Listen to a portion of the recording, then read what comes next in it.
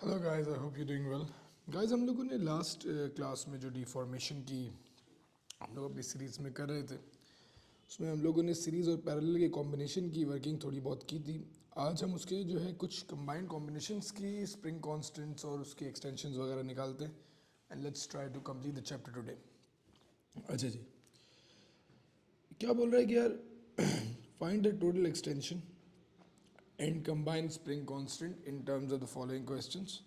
इन particular questions में अगर मैं देखूं तो हमारे पास वही सारे आइडेंटिकल स्प्रिंग्स हैं। ठीक है जी, ये सारे जो केसेस हैं वो आइडेंटिकल स्प्रिंग के ही हैं। और इस पर्टिकुलर सिचुएशन में हमारे पास दो स्प्रिंग्स, फिर एक, फिर तीन, फिर इस तरीके से कनेक्टेड हैं। अगर मैं इस पे फोर्स की बात करूं तो डेफिनेटली हमारे पास ये वाली स्प्रिंग पे फोर्स भी एफ लग रही होगी और इसकी जो एक्सटेंशन होगी वो भी ई हो रही होगी। अच्छा, इस पर्टिकुलर पे हमारे पास जो फोर्स है वो एफ ओवर थ्री लग रही होगी और एक्सटेंशन भी हमारे पास ई ओवर थ्री हो जाएगी। इस केस में भी फोर्स एफ और एक्सटेंशन ई लग रही होगी और इस केस में फोर्स जो होगी हाफ में डिवाइड हो जाएगी और extension will also be divided by two. अगर आप लोग याद करें कि हमारे पास पैरेलल में सिमिलर फोर्स पे एक्सटेंशन वाज डिवाइडेड, क्योंकि जो फोर्स है वो तीनों स्प्रिंग्स में इक्वली डिस्ट्रीब्यूट हो जाती थी। तो इस फोर्स, ये वाली जो फोर्स जो नीचे हम लोग एक्सपीरियंस कर रहे हैं, जो लोड हमने लगाया है वो इस स्प्रिंग पे, तो पूरा फोर्स जो है, एक ही सिंगल स्प्रिंग है तो डेफिनेटली वो पूरी फोर्स जो है अकेले उठाएगा। ये तीनों में फोर्स जो है बाय थर्ड रिड्यूस हो जाएगी, ये फोर्स भी अकेले स्प्रिंग उठाएगा and these two springs also will experience force जो कि हाफ हाफ में डिस्ट्रीब्यूट हो जाएगी। तो अगर आप लोग टोटल एक्सटेंशन की बात करें पहले केस में, तो फर्स्ट केस में टोटल एक्सटेंशन होगी that will be E plus E over three plus E over two, that's going to be one.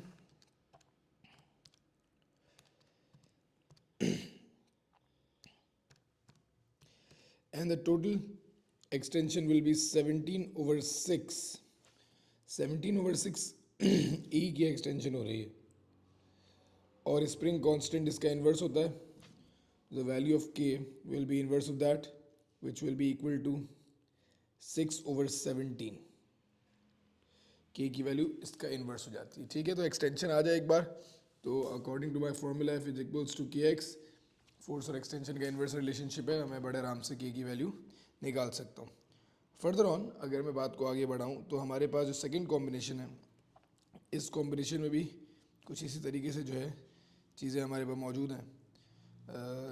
हमारे पास पहले तीन स्प्रिंग्स हैं, फिर हमारे पास दो हैं। तो ये जो फोर्स है इस वाले पे एफ लगेगी cause an extension of E. ये जो नेक्स्ट लेयर है इसमें फोर्स हमारे पास एफ ओवर टू लगेगी, will be causing an extension of E over two. और इस केस में हमारे पास फोर्स एफ ओवर थ्री लगेगी causing an extension of E over three. तो अगर मैं इन तीनों एक्सटेंशंस को E over three plus E over two plus E की बात करूं तो total extension will be 11 over six E. तो 11 over six E will be my total extension, ये हमारी टोटल एक्सटेंशन आ जाएगी। और जो स्प्रिंग कांस्टेंट आ जाएगा वो इसका इन्वर्स 6 ओवर 11 ई, वो 6 ओवर 11 आ जाएगा। 6 ओवर 11 के की वैल्यू हो जाएगी 6 ओवर 11 के। ठीक है जी, ये दोनों हमारे पास इस पर्टिकुलर रिलेशनशिप से आ जाते हैं। अब हमारे पास एक्सटेंशन भी आ गई, स्प्रिंग कांस्टेंट भी आ गया, ये तो आइडेंटिकल हो गए। ठीक है जी, ये थर्ड वाला आप लोग खुद ट्राई कीजिएगा। अब हम बात करते हैं नॉन आइडेंटिकल स्प्रिंग्स की। नॉन आइडेंटिकल स्प्रिंग्स की जो वर्किंग है वो बड़ी क्वाइट इजी होती है, इट्स नॉट वेरी डिफ़िकल्ट। हो सकता है नंबर्स दे दे, हो सकता है कि जो है अल्फ़ाबेट दे दे, मैं दोनों सिचुएशन में आपको करवा देता हूँ सिचुएशन। अच्छा जी, अगर हम सबसे पहले बात करें, हमारे पास नॉन आइडेंटिकल स्प्रिंग्स हैं। इन तीनों में अलग अलग स्प्रिंग कॉन्स्टेंट्स हैं, क्योंकि स्प्रिंग्स जो है आइडेंटिकल नहीं है। You have to calculate the total extension and the combined spring constant. अच्छा, फोर्स हमारे पास 12 न्यूटन की लग रही है। फॉर्मूला था F is equals to K x का। पहले वाले ब्लू वाले स्प्रिंग की बात करता हूँ।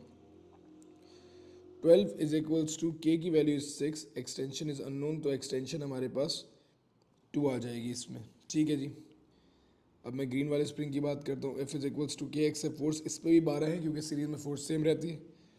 Is equals to spring constant हमारे पास इसका 3 है एक्स की वैल्यू जो है या ई की वैल्यू जो है हमारे पास 4 आ जाएगी। लास्ट बट नॉट लीस्ट अगर मैं ब्लैक वाले की बात करूँ तो स्टिल फोर्स उस पर भी 12 है, सीरीज़ में फोर्स सब पे सेम रहती है, 2 टाइम्स एक्स एंड इवेंचुअली 6 आ गई इसकी हमारे पास एक्सटेंशन। तो अगर मैं टोटल एक्सटेंशन की बात करूँ तो वो हमारे पास तीनों का सम हो जाएगी, that will be 6 + 4 + 2 which will be equal to 12। ये हमारे पास बेटा जो है एक्सटेंशन हो गए। अब टोटल एक्सटेंशन आ गई, मैं फिर से वही फॉर्मूला यूज़ करता हूँ, F=KX का। कंबाइंड फोर्स इन तीनों पे 12 न्यूटन की लग रही है, मैं F=K निकालना चाहता हूँ, एक्सटेंशन 12 है, तो कंबाइंड स्प्रिंग कांस्टेंट जो है वो भी हमारे पास हो जाएगा 1 न्यूटन पर मीटर। तो ये हमारे पास कंबाइंड स्प्रिंग कांस्टेंट आ जाएगा, जो मैंने टोटल एक्सटेंशन और उसकी मदद से निकाल लिया। टोटल एक्सटेंशन और टोटल फोर्स दैट्स 12 न्यूटन की मदद से वो निकाल लिया। मूविंग ऑन फर्दर, हमारे पास बोलता है फाइंड इन टर्म्स ऑफ के and W total extension combined spring constant. जो हमारा ये वाला क्वेश्चन है, इस क्वेश्चन में भी आप गौर करें तो हमारे पास जो है इसने जो है कॉम्बिनेशन ऑफ जो है स्प्रिंग्स दिया हुआ है। इसका स्प्रिंग कांस्टेंट 5K है, इसका K 3K है, इस पर्टिकुलर स्प्रिंग के जो है स्प्रिंग कांस्टेंट 2K है। जो ये अपने अपने कलर्स हैं वो उनके स्प्रिंग कांस्टेंट्स हैं, ठीक है। सबसे पहले टोटल एक्सटेंशन की बात करें तो पैरेलल में जो हमारे पास फोर्स है वो डिवाइड बाई 2 हो जाएगी। तो हमारे पास इस पर्टिकुलर सिचुएशन में जब से लास्ट वाला है, weight will be divide by 2 on each spring, ठीक है जी। अब मैं कहता हूँ F=KE, मैं सिर्फ ब्लू वाले की बात कर रहा हूँ। फोर्स जो ईच स्प्रिंग पे लग रही है पैरेलल में, that's going to be W divide by 2। Spring constant 5K है, तो जो एक्सटेंशन होगी, क्योंकि पैरेलल में एक की एक्सटेंशन आ जाए वही टोटल एक्सटेंशन होती है, तो जो हमारे पास एक्सटेंशन होगी वो हमारे पास होगी W/10K। तो ये हमारे पास एक्सटेंशन हो जाएगी पहले वाले जो हमारे पास स्प्रिंग है इसकी, ये एक्सटेंशन इसकी हो जाएगी, ठीक है जी। मैं ग्रीन वाले की बात करता हूँ, एक ही पूरा वेट अकेले एक्सपीरियंस करेगा। फोर्स K E, तो एक्सटेंशन हमारे पास W/3K हो जाएगी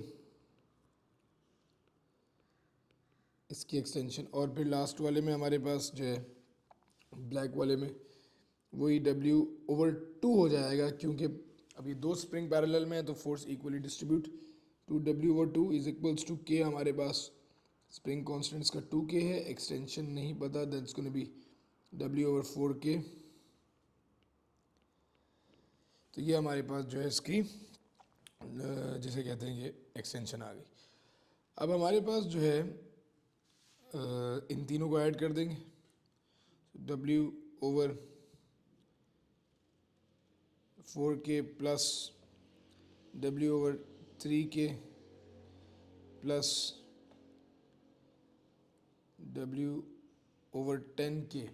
इन तीनों को जब हमने ऐड कर दिया तो जो कंबाइंड हमारे पास टोटल हमारे पास एक्सटेंशन आ रही है इन तीनों को ऐड करने के बाद, दैट विल बी, आप अपनी तरफ से भी कैलकुलेट कर लीजिएगा, that's going to be 41/60 W/K। ये टोटल एक्सटेंशन आ जाएगी। और जो कंबाइंड स्प्रिंग कांस्टेंट आ जाएगा वो भी बड़ा आसान है, ये टोटल एक्सटेंशन आ गई। तो F=KE में या F=KX कुछ भी कह लें, टोटल फोर्स W है, ठीक है जी।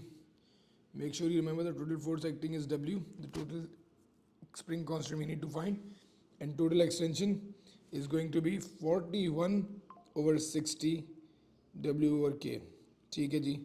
तो ये हमारे पास जो है W से W cancel out, 60/41,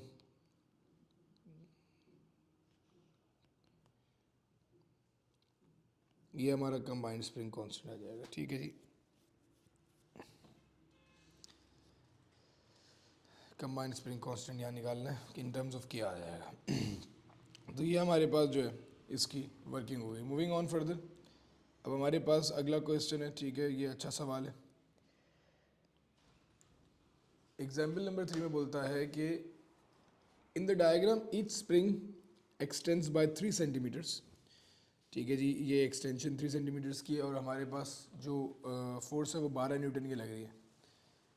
the middle spring is removed and the weight is changed to 24 newtons. ठीक है जी, अब जो मिडिल स्प्रिंग को रिमूव कर दिया और जो मेरा वेट था उसको 12 न्यूटन से करके 24 न्यूटन पे ले आए।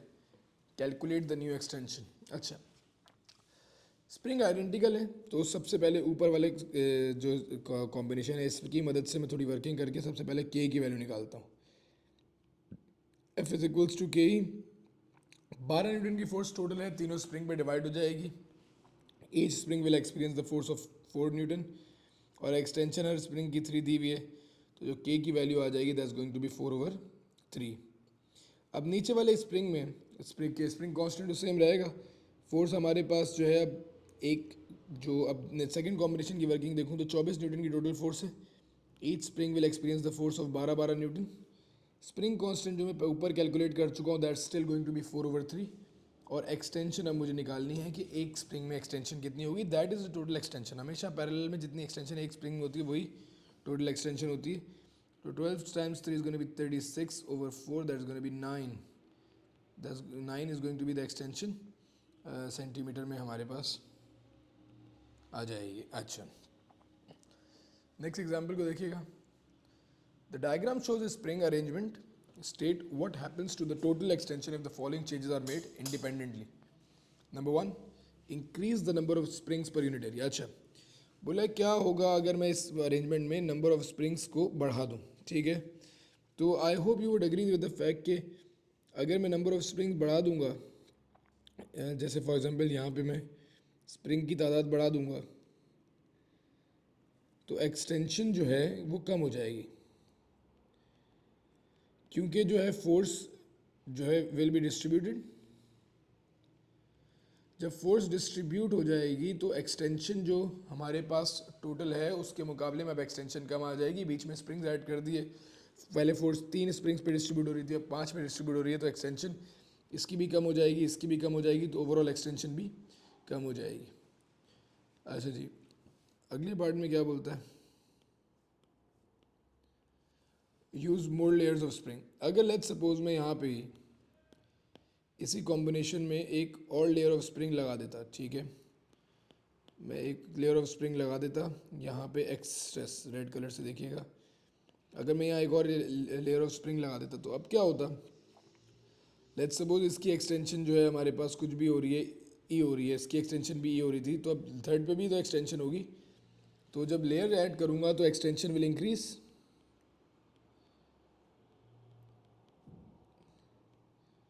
क्योंकि new layer will also experience a force. ठीक है, न्यू लेयर पे अभी भी लोड एक्सपीरियंस करेगी, वो भी तो एक्सटेंड होगी, तो देयरफॉर एक्सटेंशन बढ़ेगी। Replace with new springs of higher spring constant. ठीक है, replace springs with new springs higher spring constant. Higher spring constant F is equals to K E का फॉर्मूला याद रखें। अगर स्प्रिंग कांस्टेंट बढ़ता है तो के जो है इन्वर्सली प्रोपोर्शनल एक्सटेंशन की। जब स्प्रिंग कांस्टेंट बढ़ाते हैं तो एक्सटेंशन कम होती है, तो हमारे पास जो एक्सटेंशन होगी वो हमारे पास रिड्यूस होगी, क्योंकि स्प्रिंग कांस्टेंट ज़्यादा होगा तो डेफिनेटली रिजिड स्प्रिंग होंगे, देयरफॉर उनकी एक्सटेंशन जो है वो कम हो रही होगी। तो ये हमारे पास जो है एक जनरली एग्जांपल नंबर 4 हमने देख ली। अच्छा, एक क्वेश्चन आपके सामने, which options give the greatest extension. ठीक है जी, एक आइडिया के तहत इसको भी ट्राई कीजिएगा, कोशिश करके देखें, इतना मुश्किल नहीं है। हमारे पास सारे स्प्रिंग जो हैं आइडेंटिकल हैं और हर स्प्रिंग का स्प्रिंग कांस्टेंट जो है के है। ठीक है जी, अगर लेट्स सपोज मैं पहले की बात करता हूँ तो हमारे पास सारे जो स्प्रिंग हैं वो F1 न्यूटन एक्सपीरियंस करेंगे और F is equals to K ई। तो फोर्स हमारे पास जो है पहले वाले स्प्रिंग में दैट्स 1, के है, एक्सटेंशन ई है, एक इसकी हमारे पास 1/k एक्सटेंशन है, तो ये भी 1/k एक्सटेंशन होगी, तो ये भी 1/k एक्सटेंशन होगी, तो इसकी जो टोटल एक्सटेंशन हो जाएगी वो हमारे पास 3/k हो जाएगी। अच्छा, इसको भी देख लीजिएगा, क्योंकि फोर्स 2 न्यूटन है, F is equals to K E. 2/k एक स्प्रिंग की एक्सटेंशन हो जाएगी, that's going to B 2/k। इसकी भी 2/k हो जाएगी, तो देयरफॉर 4/k इसकी एक्सटेंशन हो जाएगी। डिनोमिनेटर्स आर सेम, तो k 2 हो जाएगा, ठीक है। अच्छा जी, इस केस में जब पैरेलल की बात करते हो हम एक ही स्प्रिंग को कंसिडर कर रहे होते हैं। फोर्स हमारे पास डिस्ट्रीब्यूट होकर 2 हो जाएगी। स्प्रिंग कांस्टेंट हमारे पास k है, एक्सटेंशन निकालनी है। अब हमारे पास ये भी 2/k ही एक्सटेंशन रहेगी इसकी भी। इसमें भी फिट फोर्स जो है 3 जो है हिस्सों में प्रॉपर्ली डिवाइड हो जाएगी। इसकी भी वैल्यू निकाल लीजिएगा, न्यूमेरिक्स में आंसर आएगा। मेरे ख्याल से जो मोस्ट एक्सटेंशन होगी that's gonna be this 4/k। तो ये वाला स्प्रिंग जो है स्प्रिंग B1, इसकी एक्सटेंशन जो है सबसे ज़्यादा है। अच्छा, अगला केस देखिएगा, ये भी बहुत अच्छा केस सिनेरियो है, ठीक है, ये भी अच्छा एग्जांपल है। Calculate the compression of each spring. अब हो रहा क्या है कि एक बॉल है, रेस्ट से मूव कर रही है, rolling down and then eventually hitting the this combination of spring, जिनका स्प्रिंग कांस्टेंट k है। सारी की सारी kinetic energy elastic potential energy में, स्ट्रेन एनर्जी में कन्वर्ट हो रही है। You have to calculate the compression of each spring. अगर आप याद करें इस वर्किंग को, तो अगर मैं कहता हूँ कि loss in gravitational potential energy, total energy का जो लॉस होगा वो गेन इन काइनेटिक एनर्जी होता, but loss in gravitational potential energy is also converted to work done against friction, क्योंकि फ्रिक्शन फोर्सेस मेंशन्ड है। तो जो ग्रेविटेशनल पोटेंशियल एनर्जी कम हुई, जो लॉस हुई नीचे आने में, वो सारी की सारी काइनेटिक में कन्वर्ट नहीं हुई, रादर उसमें से कुछ जो है फ्रिक्शन फोर्स को ओवरकम करने में जो है कंज्यूम हो गई इतने पाथ में। ये वाला पाथ स्मूथ है, और बाकी जो बच गई वो बेटा काइनेटिक एनर्जी में कन्वर्ट हो गई, ठीक है जी। Loss in gravitational potential energy हमारे पास जो थी वो हमारे पास mgh से आ जाएगी, ठीक है जी। मास दिया हुआ क्वेश्चन में लेट्स से 10 किलोग्राम से, ठीक है जी। Work done against friction forces, force into distance से आ जाएंगे, is equals to half mv²। 10 times 9.81 times the height that is given in the question is 4 is equals to friction forces are 10 newtons given in the question, and distance is going to be 6 equals to 1/2, ठीक है जी। mass we don't know,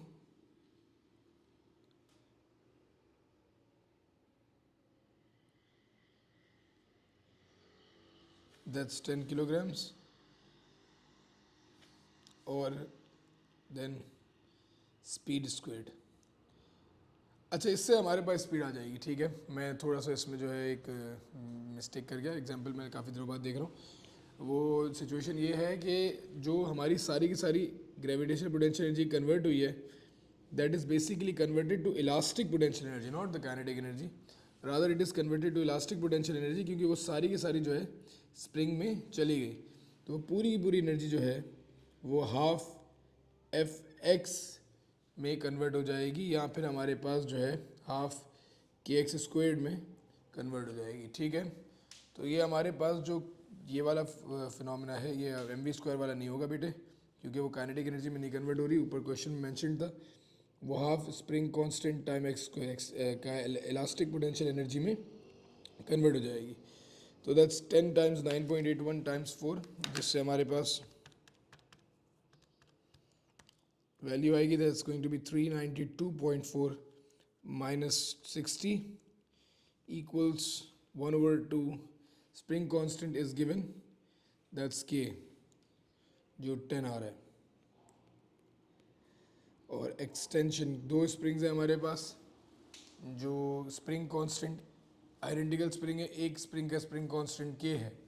तो जब मैं combined combination में 2 springs attach करता हूँ parallel में, तो आई एम प्रीटी श्योर आप अग्री करेंगे कि स्प्रिंग कांस्टेंट जो है ऐड हो जाते हैं। तो जो टोटल स्प्रिंग कांस्टेंट इस केस में बनेगा that's going to be 10 times 2 which is going to be 20, और उसके बाद हमारे पास एक्सटेंशन आ जाएगी। So 392, my 0.4 minus 60, and then you have to times by 2, divide by 20, and then root the answer. Your value of extension is going to be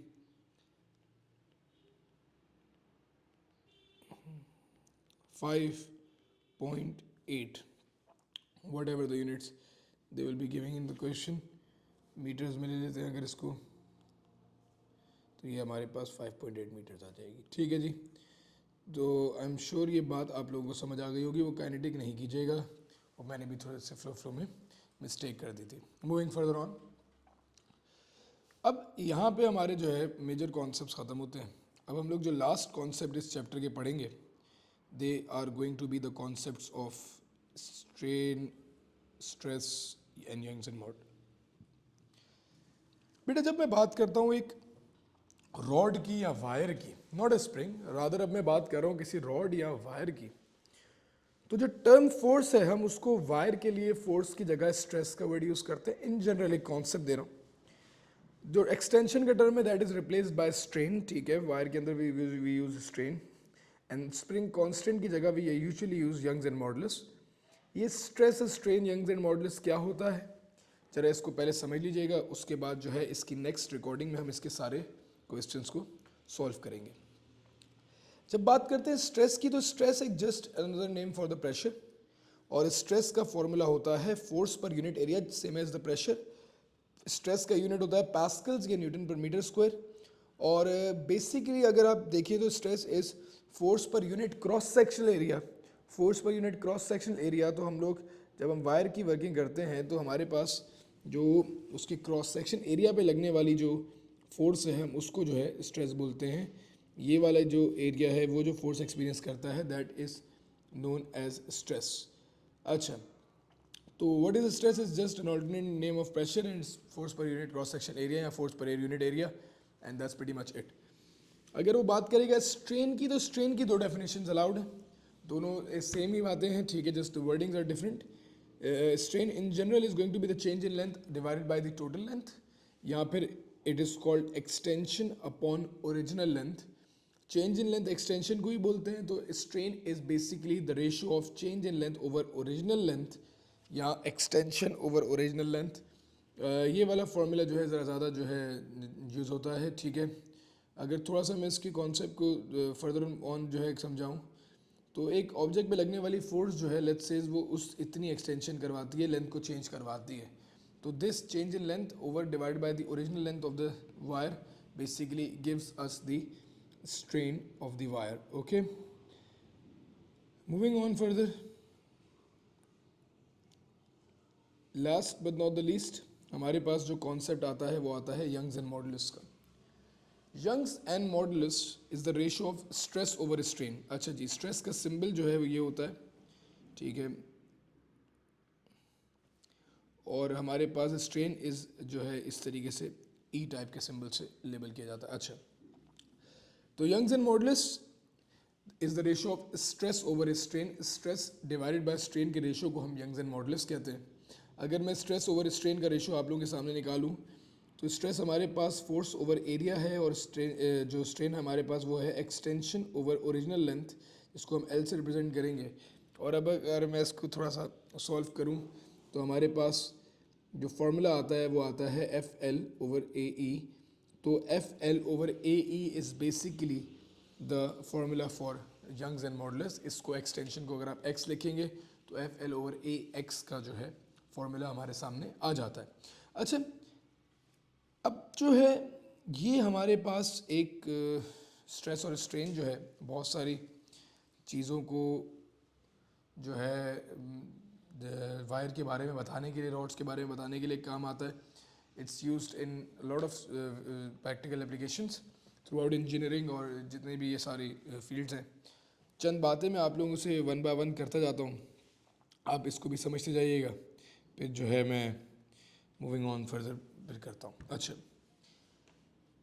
अब सबसे पहले stress और strain का अगर एक स्ट्रेट लाइन ग्राफ होगा, तो स्ट्रेस एंड स्ट्रेन का जो स्ट्रेट लाइन ग्राफ है, दैट ग्राफ बेसिकली उसका जो ग्रेडियंट है वो हमें यंग्स एंड मॉडुलस ही देगा, क्योंकि स्ट्रेस ओवर स्ट्रेन का जो रेशियो है वो यंग्स एंड मॉडुलस के बराबर होता है।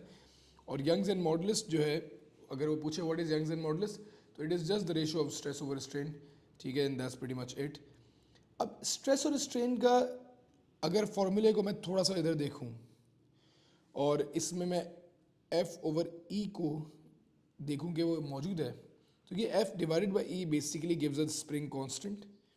तो यंग्स एंड मॉडुलस का जो एक और फॉर्मूला बनता है, it can be E Young's and modulus equals to spring constant time the length और एक्सटेंशन, जिससे हमें ये बात पता चलती है कि Young's and modulus directly proportional है स्प्रिंग कांस्टेंट के, विच फर्दर एक्सप्लेन्स अस कि भाई अगर कोई रिजिड मटेरियल होगा जिसकी जो थोड़ा सा मजबूत होगा, जिसका स्प्रिंग कांस्टेंट ज़्यादा होगा, तो उसकी यंग्स एंड मॉडुलस भी जो होगा वो हाई होगा।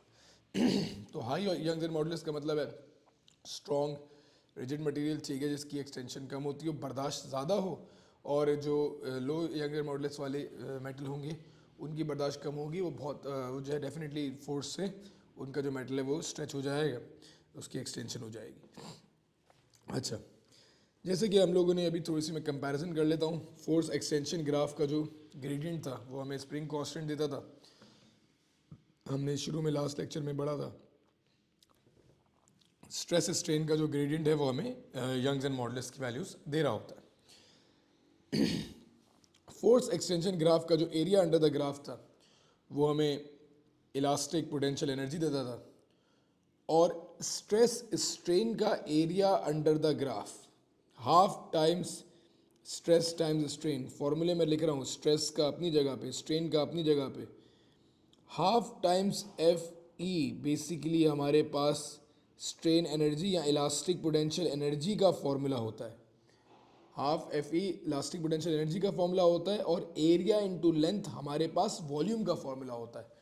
तो ये जो हमारा जो एरिया आता है ना स्ट्रेस स्ट्रेन का रेशो का जो स्ट्रेस स्ट्रेन के ग्राफ का जो एरिया आता है, बेसिकली अगर मैं उसको रीफ्रेस करूं और उसको जो है उससे रिलेटेड मैं बातें निकालूं, तो ये half F E basically elastic potential energy या स्ट्रेन एनर्जी हो जाएगी, और एरिया इनटू लेंथ जो होगा ये हमारे पास वॉल्यूम हो जाएगा।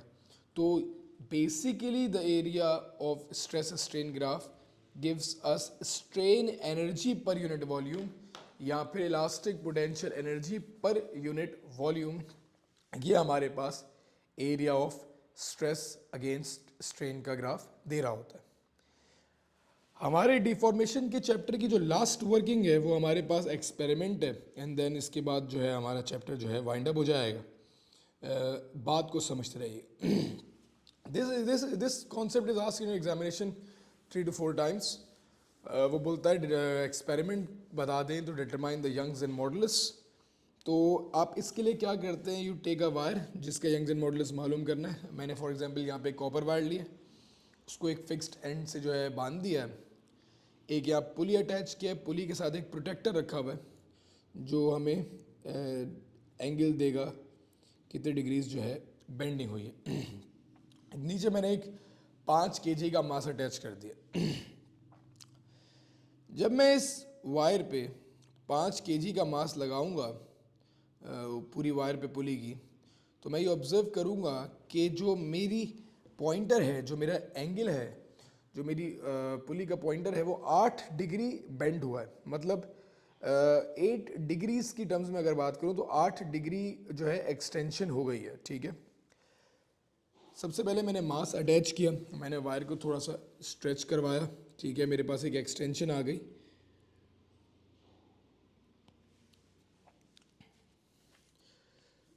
हमारे पास वायर की जो ओरिजिनल लेंथ थी वो सवाल में बताई हुई थी, दैट्स 0.85 मीटर्स। हमें इसमें 4-5 चीज़ें चाहिए होती हैं, ज़रा निकालते आते हैं, समझ जाइएगा। सबसे पहले वायर का एरिया चाहिए होता है, ठीक है जी, और एरिया वायर का निकालने के लिए उसका जो है डायामीटर चाहिए होगा। तो वायर का एरिया जो है वो आ जाएगा पाई डी स्क्वायर ओवर 4 से, या फिर पाई आर स्क्वायर से।